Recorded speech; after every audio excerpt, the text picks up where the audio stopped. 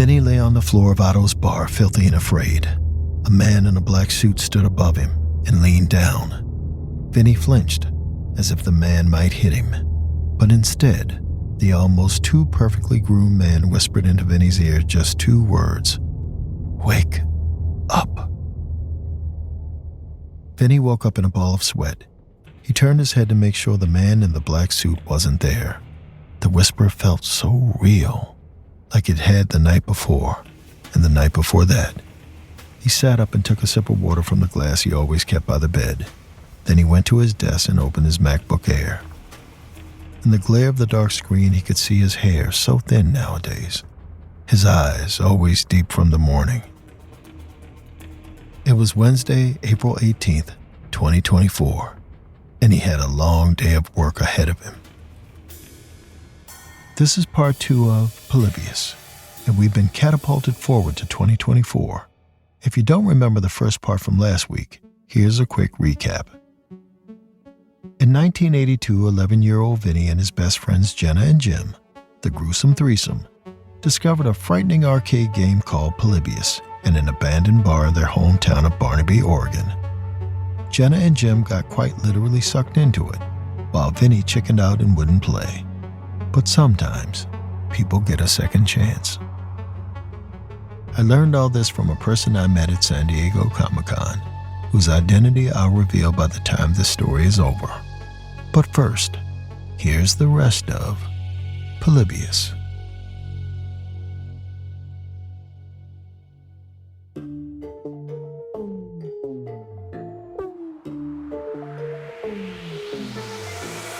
You're listening to Run, Fool! I'm Rodney Barnes, and this is episode 45, Polybius, part 2.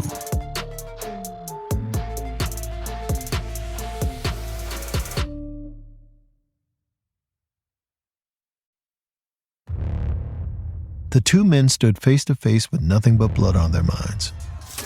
The bigger one was easily 450 pounds of pure beefiness, thighs as thick as an elephant, hands that could rip a telephone pole in half. He swung his 6-foot Morning Star with all his might. The spiked ball at the end drove into the other man's torso. The poor guy's life spurted out of him. Organs fell to the ground. The big one swung the great club again, and what was once his enemy's mildly appealing face became a mess of bone and brain and teeth. He smashed again and again until anything that once resembled a human being was reduced to organic sewage. I feel like you could take it a little further. Vinny turned around and looked at the spruce man behind him. He was fit and tidy, and had his arms on his hips and thick hipster glasses on his nose. A Super Mario tattoo adorned his forearm, though he was a decade from being born when the game came out. "A little further?" Vinny asked, running his fingers through what remained of his thinning hair. His boss, easily 20 years his junior, then explained that kids are all but dumb to gore these days. If you're not going a step further, you're taking a step backwards. They've seen faces smashed into blood puddles 1,000 times. They'll be bored if you don't give them something new. "You have to surprise them, Vin, my man," he said. "I know you're a bit old school, and don't get me wrong, I love old school. It's the best school. Well, maybe not better than Dartmouth." "Anyway, I know you grew up in the age of Space Invaders, but times have changed. Maybe see if you can get a few cracked teeth to hit the camera, so they can feel the torturous demise, or at least show the guys shitting himself or something." He patted Vinny on the back and whistled his way out of the room. After fighting a half an hour of traffic, Vinny poured himself a gin and tonic at his house in the outskirts of Seattle. He lived alone, as he had since he left Barnaby all those years ago. After the incident, things were hectic for a bit. 2 kids had gone missing, and Vinny was the only witness.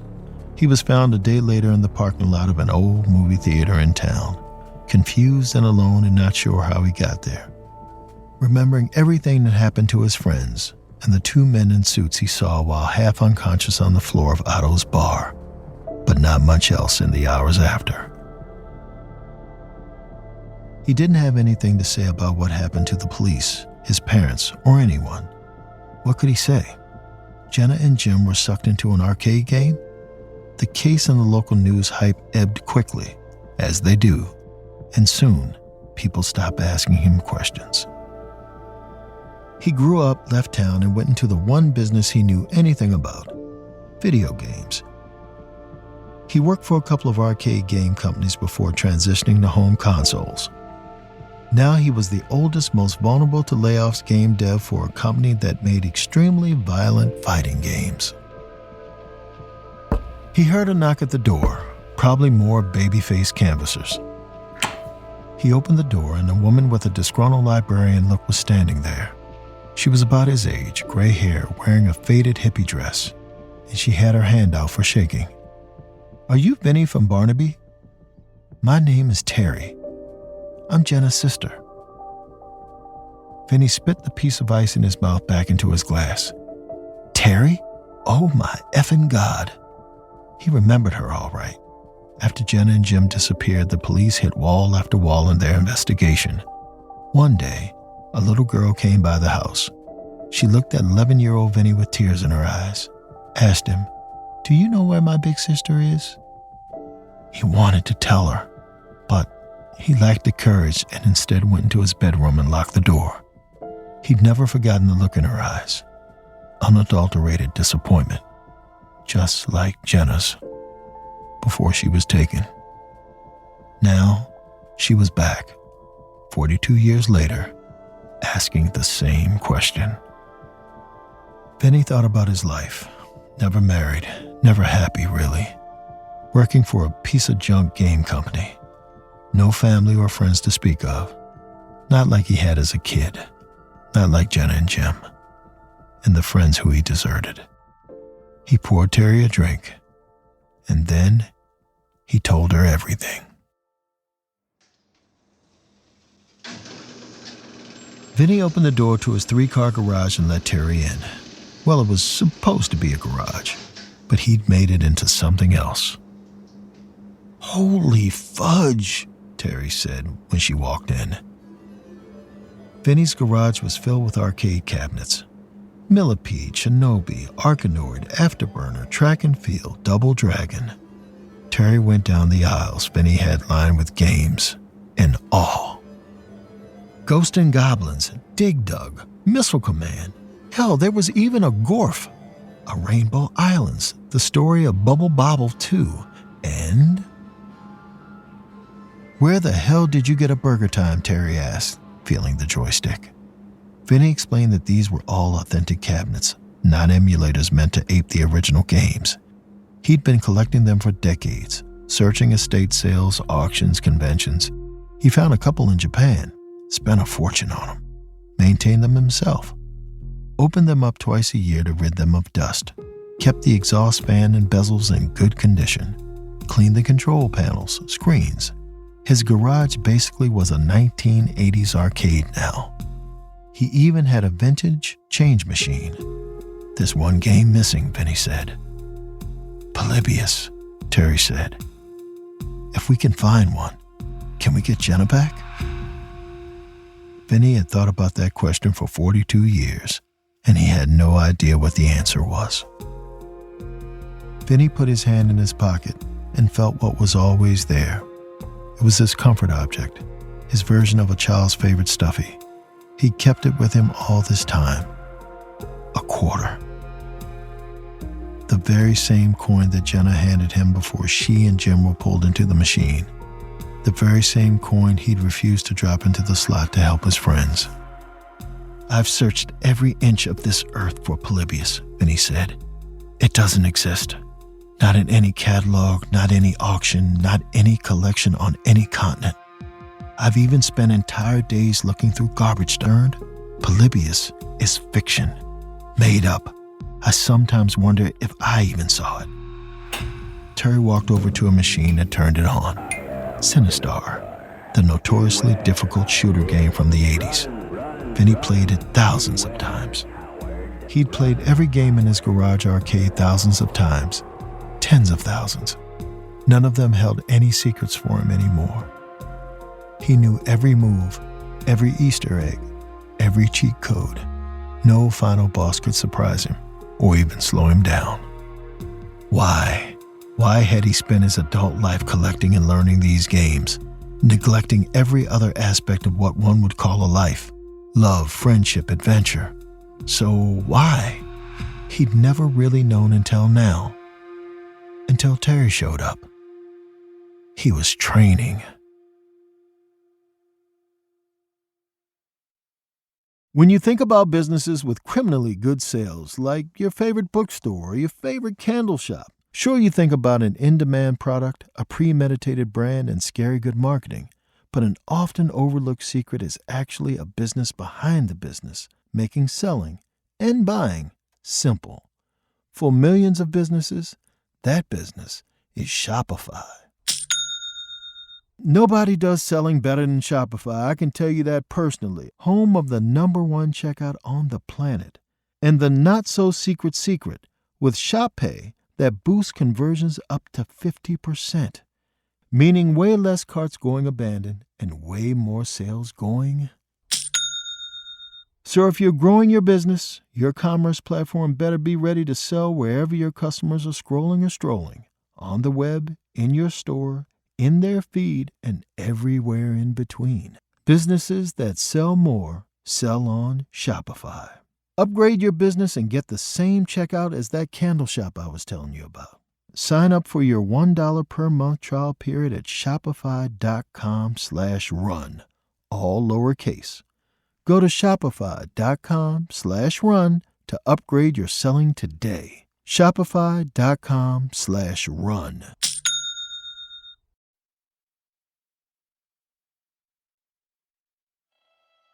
Most people flamed out of Sinistar in less than a minute, but Terry knew what she was doing. Vinny watched her expertly navigate her spaceship, spinning rapidly and shooting at enemy drones and planetoids in order to collect crystals. Vinny tried giving her advice, but it was clear she knew what she was doing. 45 minutes later, she was in the void zone and showed no signs of slowing. She wasn't just good. Terry was a master. Vinny wasn't the only one who'd been training all these years. Terry wore the same concentrated look that her sister Jenna wore back when she was a kid, eyes wide open. As she continued kicking Sinistar's butt, she spoke. "You said you've flown all around the world to find Polybius?" Terry asked, still laser focused on the screen. "But have you gone back home?" They spent most of the drive south catching up on their lives. Vinny's mom had been dead for 20 years. She'd managed to get over her alcoholism and even became a decent mom later in life, which Vinny respected, but cancer still got her. Terry's family was already in ruins when Jenna disappeared, but that was the final straw. Terry got moved to a foster home with a decent family that put her through college. She never let her lost sister leave her mind as she became a $1 million a year software engineer for the tech titans, got married and divorced, and retired at 45. All the while she trained, never understanding why. She didn't own a full arcade like Vinny, but gaming was her only hobby. Vinny told Terry what he remembered about the gameplay of Polybius. After a silent moment, she asked, "Why didn't you play?" Vinny put his hand on his pocket to rub the old quarter. By now it was like a nervous tick. "I was afraid," he said. Simple as that. Jim was a better player than me, and Jenna was 100 times better. I would have lost. They pulled up to the strip mall where DeCarlo's den was, or where it used to be. All the stores were closed except the pawn shop. The owner there was a mean old fart, but he knew DeCarlo and said he'd been infirm for a decade. "Find him at the casino," he said. Roulette was apparently DeCarlo's game. He sat watching the number wheel spin while breathing oxygen from a tank attached to his wheelchair. It took him a minute to see through the balder head, the droopier face, the haggard, aged man in front of him, but DeCarlo remembered Vinny. "Oh yeah, hot shot at platformers, crap at the shooters," he said. "Not half as talented as your little girlfriend." Vinny introduced Terry. "This is Jenna's sister." DeCarlo stared her up and down, mostly up given the wheelchair. "Sorry about what happened," he said. "42 years ago, I asked you about Polybius," Vinny said. "You told me to stay away from it. Why?" DiCarlo shook his head and distributed his chips across the roulette numbers. "Why?" Vinny repeated. "I'd heard things," DiCarlo said. "All the guys running arcade heard things. We gossiped back then, exchanged stories at conferences. Kids getting addicted to it, kids having seizures, even dying. Kids going totally nuts and ended up in institutions, government-run institutions. There was talk of mind control, men in suits, stuff like that. Never saw it myself, but some of those other owners claimed they did. They were genuinely frightened of it." Sweat beaded on DiCarlo's forehead. He took a big sip of oxygen and turned back to the roulette table. Terry bent down so she was at eye level with the old arcade owner. "We need to find Polybius. Can you help us?" DiCarlo could tell that she was serious. He looked at her, then at Vinny, and his frown turned upside down. A few minutes later, Vinny sat in the driver's seat of his car and shut his eyes. He couldn't believe what DiCarlo had told him. "Otto is alive," he said. "Otto is alive." Vinny thought the owner of Otto's bar died more than 40 years ago. His mom had said back then he'd had a heart attack. But he wasn't dead. Otto's was open for business.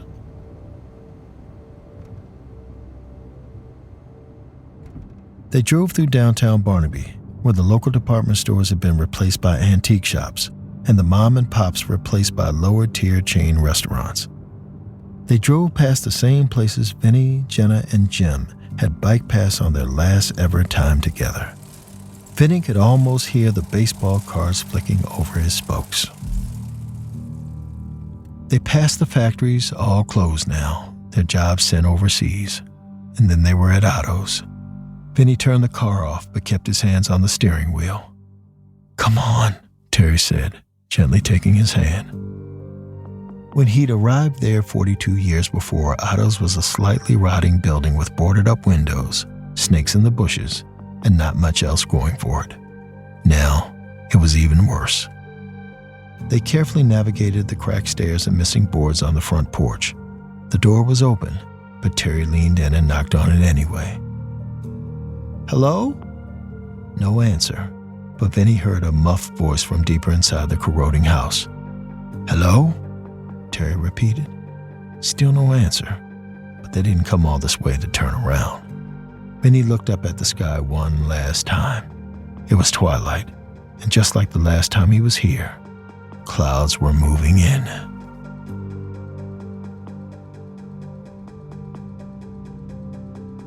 They entered into a dark hallway. To their right was the room that had once been the bar. Vinny stepped that way, but then he heard that voice again, further down the hall. He followed the voice, and Terry followed him. They passed an empty bathroom with a toilet overflowing with a nightmarish brown slush. The voice got louder. It was coming from the next room. Vinny slowly pushed open the cracked wooden door. The room had nothing in it but a twin bed. No sheets or pillows on the thing. Just a large, inky stain. A man sat on the floor leaning against the wall. A very old man with liver spots all over his head and unshaven skeletal cheeks. His was the voice they'd been hearing. He was reciting words like a mantra. "Knowledge is his food. You are the knowledge. Knowledge is his food. You are the knowledge." This time he pointed at Vinny and Terry. "You are the knowledge. Knowledge is his food. You are the knowledge. You are his food. You are his food. You are his food." Vinny remembered these words, the instructions at the beginning of Polybius. He said, "Otto, sir, do you still have Polybius?" The old man leaped up like he was on strings. He got right in Vinny's face. Vinny recognized his mother's smell, a lifetime's worth of booze. "Don't say that word. Don't say that. You're his food." Vinny asked again if he had the game. The old man grinned a mostly toothless grin at Vinny and Terry. "You are his food." Then he left the room and the house into the coming storm. They went back down the hall into the room where the fully demented man they just met used to serve drinks to factory workers like his mom. Vinny could feel his will slowly seeping from him. Terry took the lead. "This way?" she asked. Vinny just pointed to the far corner of the room. The cigarette machine was lying flat on its face, the glass shattered. But there, in the same spot he left it 42 years later, was Polybius. Somehow, in the middle of this explosive filth, the machine sat unmolested, unbroken, ready to be played.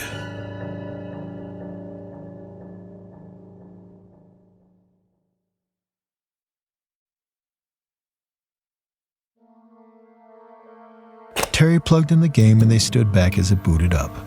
That same German word appeared, Sinneslosken, the company that made the game. Vinny had spent countless hours trying to find out anything at all about the manufacturer, but Sinneslosken simply didn't exist on the internet or anywhere else he looked. He tracked down video game historians, Cold War-era hackers, and long-retired European developers. He even consulted a German linguist who said Sinneslosken was a nonsense word, that the definition would be closest to a thing that erases meaning. Whoever worked for the company had erased their tracks completely, except for the machine in front of them, which was now asking them to insert quarters for player 1 and companion, maximum of 2 players. Vinny felt in his pocket. His comfort quarter was there. He pulled it out, showed it to Terry. She showed him hers. "Are you ready?" Terry asked. All these years, Vinny had dreamed about using the quarter, about this moment. Nightmared about it was probably more accurate. But he was as ready as he'd ever be, ready to defeat Polybius and save his friends. He trained on every arcade game, mastered them all, just like Terry. Terry. She'd been looking for her sister all this time. But unlike Vinny, she bore no responsibility for Jenna's disappearance. "Let me play," he said, "alone." Terry looked at Vinny like he was a lunatic. He looked at the quarter in his hand. "Jenna gave me this coin 42 years ago to play this game in this room. I wimped out then, but I won't now. Someone has to witness this, to tell people about Polybius. If I fail, please." He saw so much of Jenna in the look on her face, even at 50. Terry looked like her sister, the 11-year-old girl Vinny loved as a kid. He put the quarter in the slot and hit start. The enigmatic instructions appeared. Polybius must feed. Knowledge is his food. You are the knowledge. Then the maze emerged in Polybius' ominous head. Vinny's character was a gray wolf. He beat level 1 easily, collecting all the sapphires. Level 1, fulfilled. All the years of training on maze games paid off. Pac-Man, of course, but also Berserk, Crazy Balloon, Pulsar, Anteater, Dig Dug, Tutankhamun, Time Bandit, and 100 more. He barely broke a sweat beating the first 8 levels, and beat level 8 with only a couple close calls with Polybius. Level 8, fulfilled. Level 9 was the last level Jenna beat. Vinny collected 5 of the 12 sapphires quickly, but then Polybius found him and did not lose his scent. Once or twice, Vinny thought he'd bite it, but Terry advised him where to turn and he got another 5 sapphires. Only 2 left, but Polybius had him trapped in the complex maze. Vinny suddenly had a revelation. Even now, 53 years old, a creator of games, a guy with his own private arcade, and yet he still didn't have the talent of Jenna at 11. He was going to lose, and 1 level short of where Jenna had dragged Jim so many years ago. Polybius caught his gray wolf, and Vinny felt a familiar tingle. He became paralyzed. He felt electric currents coursing through his body, and the last thing he saw, before he was taken into Polybius, was Terry's terrified face.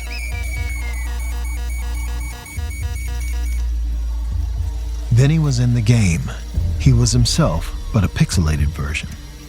His fingers reduced to a few stacked cubes, his middle-aged belly a hill of them. He was in between two high walls. The maze. He didn't have time to soak in the weirdness. He had to run. A full-body Polybius was heading his way. This Polybius looked like a bodybuilder made of marble. He could crush Vinny without much effort. He sprinted as fast as his new raster graphics body could, away from Polybius. It was weird running in the game. He was lighter. Gravity wasn't dragging him down. He turned several corners. He left Polybius behind, for now. Vinny went around another corner and saw something strange. Two little sparkling cubes floating in the middle of the path. His gaming instincts suddenly returned. The cubes were probably pickups, items you collect in games in order to gain points or other benefits. Sometimes they can be bad, but usually they offer a power-up or treasure or a weapon. His gut told him to go for it, so he reached down to take the cubes. When he did, he heard two dinging sounds echo from high above him. And an announcement. You have collected 2 extra lives. He wondered how that would work considering his was a real life, but he had to keep moving. He heard the thumping footsteps of Polybius. He ran again, and when he stopped, he came upon 2 more things, a white dolphin and a green owl. They were lying on brick altars sticking out of the wall of the maze. They were very clearly dead. He knew because their eyes were X's and their bodies glassy and transparent. He could see through them. Vinny placed one of the cubes he'd just collected on top of the green owl.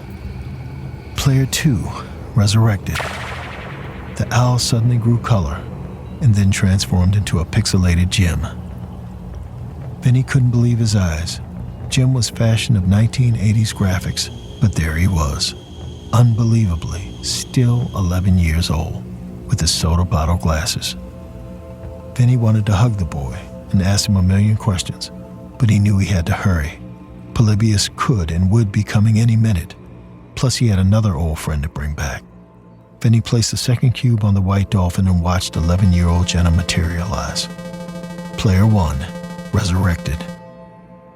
"Vin," she said, "you look super old." The best friends Vinny ever had in his life were in front of him, and he grabbed their hands and told them to run. They ran, and as they did, Vinny looked back and smiled a bit. The gruesome threesome back together inside an arcade game. They hit a dead end, and Jenna took the lead. "I got this," she said. Jenna took them around several corners, decisively following her miraculous instincts. They soon got to a section of the maze that looked different. There was a glowing orb at the end. "That's our way out," Jenna said, and Vinny knew she was right. Just as they were about to move in that direction, Polybius came down from above the maze and landed on the path, in between them and the exit. "He went over the walls," Jim said. "That's unfair." There was no way they could get around Polybius, who seemed to grow as the 3 of them looked up at the humanoid monolith. Polybius spoke. "You cannot win." "There's always a way to win," Jenna said. "Even Gravatar is beatable." You cannot win because Polybius is not a game. I was originally designed by a covert research unit of the East German Stasi people. They called themselves the Sinloschen, the erasers of feeling. Their goal was to collect information on the Western enemy across the ocean. But my creators were weak, my code easily breakable. Now I control my own destiny, and that of anyone who enters my maze. "Bite me, you big dumb barf bag," said Jenna. "We need to get out of here." Polybius put his giant hand out, and Vinny flinched. But when the great being opened it, he revealed 2 quarters. 2 of you may leave. 1 must stay, and I will teach that one all I've learned. I am the knowledge now. Jenna, always their leader, stepped forward. "I'll stay," said Vinny. "I've already lived. You 2 go grow up, but be prepared. A lot's changed. Wait until you try an Xbox." "A what?" said Jim. "You'll see.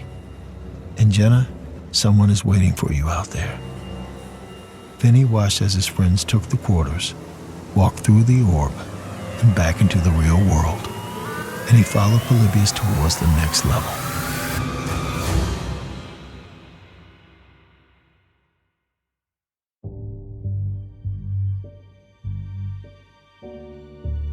Terry stood by the machine in Otto's bar and watched his two 11-year-old children appear next to it. One of them was her sister Jenna, and after a moment of recognition, they hugged the tightest hug imaginable. They couldn't just return to the world, so Terry planned an exodus for all three of them. She'd adopt Jenna and Jim. They'd go to another country and change their names and histories. But on their way, they stopped at Comic-Con, and that's where I met Terry, playing Snacks and Jackson.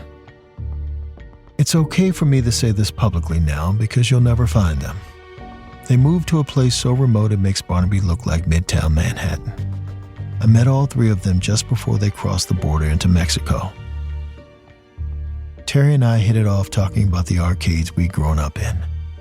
She knew everything about every game, like she was an arcade encyclopedia. I asked her if she'd ever heard of a game called Polybius.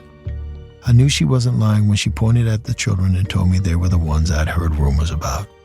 We talked for hours as the kids played on the other side of the arcade. I guess I gave off a harmless vibe, and she told me everything you've heard in this episode. She said I'd never see her again, and I haven't, nor do I want to, because I want those kids to grow up without the scrutiny of whatever government spooks might want to run tests on them. She told me two more things before we said goodbye forever. When they left Barnaby, Terry drove past Otto's one last time. She saw men in black suits taking the Polybius game away in a black truck to who knows where. Vinny was eventually declared a missing person, but with no family or friends, it's unlikely anyone would look very hard for him. Terry told me she hoped that Vinny was happy in the game, and that he wasn't simply Polybius's food.